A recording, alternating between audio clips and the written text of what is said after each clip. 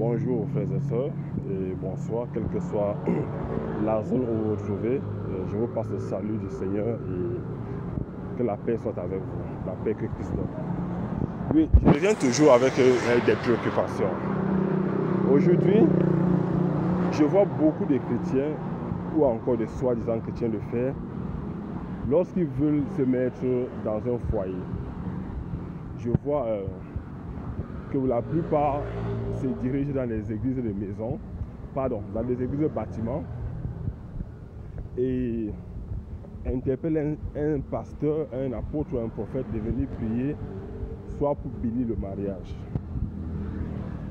Je n'ai rien contre ça naturellement, mais spirituellement, j'ai beaucoup contre ce genre de pratiques.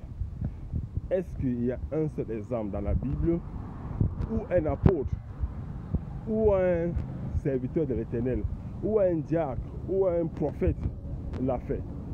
Je pense que non. Il n'y a pas un exemple dans la Bible où il y a un homme, soi-disant de Dieu, ou un prophète de l'époque antique qui l'a fait, qui allait prier pour un couple dans une synagogue. Ça n'a jamais existé. Même Jésus, durant son ministère, ne l'a pas fait. Pourquoi nous continuons à vouloir servir Jésus, mais à vouloir s'initier dans les choses du monde? Je pense que lorsque un mariage a été fait selon la parole de Dieu dans Genèse 24, nous n'avons pas trop à vouloir aller dans une assemblée, dire que le pasteur, le prophète, l'apôtre, ou encore whatever, les noms qu'ils appellent, puissent soit nous imposer les mains ou prier pour nous. Parce que la parole ne le mentionne nulle part. Or, si la parole ne le mentionne pas, et que lors de certains mariages, les frères et sœurs courent dans les assemblées, le fait, et s'ils ne font un mariage, soi-disant à l'église, le mariage est incomplet.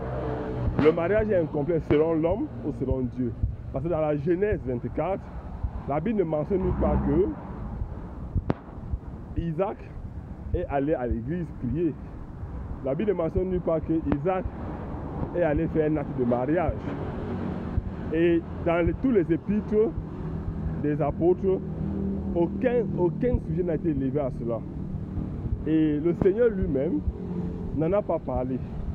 Pourquoi? Où est venue cette culture d'aller dans une assemblée pour bénir son mariage? Est-ce que c'est l'homme qui bénit le mariage ou est-ce que c'est Dieu qui bénit le mariage? Je me pose la question et un jour j'aurai la réponse.